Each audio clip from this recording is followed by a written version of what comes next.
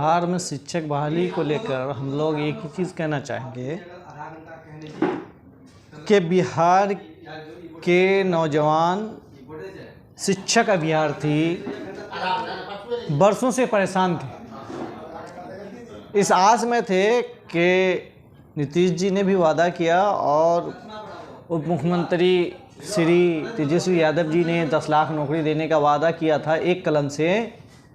तो जब इन लोगों का ऐलान सरकार बनने के बाद फिर से हुआ तो लोगों की उम्मीदें जगी थी, लेकिन लोगों को ये क्या पता था कि शायद नीतीश कुमार जी यूपी के भी मुख्यमंत्री हैं। हम ये सवाल करना चाहते हैं सरकार से और सरकार के लोगों से, खासकर नीतीश कुमार जी से और तेजस्वी यादव जी से, कि ये स्टेट लेवल की वैकेंसी होनी थी। यानी हर 50 किलोमीटर पर जो भाषा बदलता है, ये तमाम चीज़ें धरना के माध्यम से लोगों के सामने बात आ गई थी, सरकार के सामने में भी।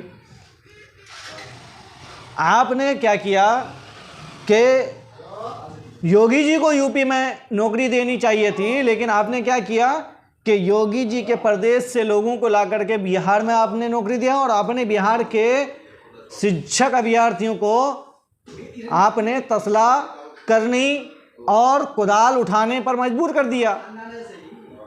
ये तो अफसोस की बात है। हाँ, केंद्र सरकार की जो वैकेंसियां होती हैं उसमें पूरे देश का हिस्सा होता है, उसमें कोई भी आ सकता है, कहीं से भी आ सकता है। लेकिन समझ से परे है कि मुख्यमंत्री जी इलेक्शन में वादा किए थे बिहार के लोगों से या यूपी के लोगों से। हाँ, आप नौकरी यूपी के लोगों को नहीं, पूरे देश के लोगों को देते जब बिहार के लोग नौकरी पा जाते, जब बिहार के लोग बेरोजगार नहीं होते।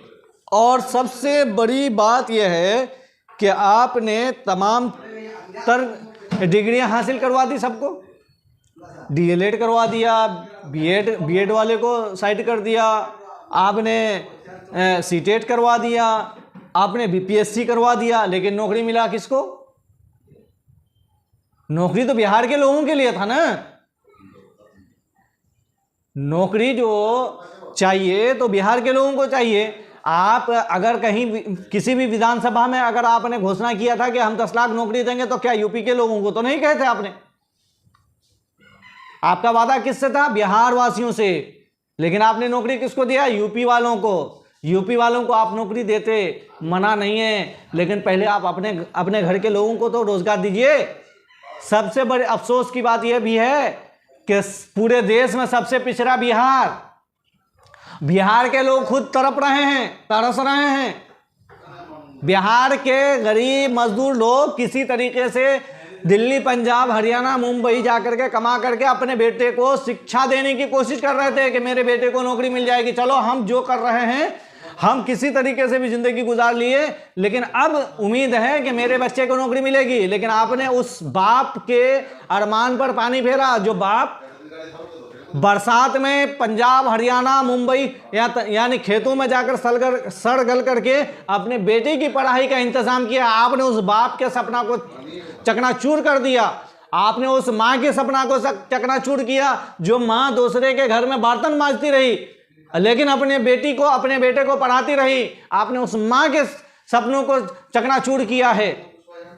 बिहार की जनता आपको जरूर जवाब देगी।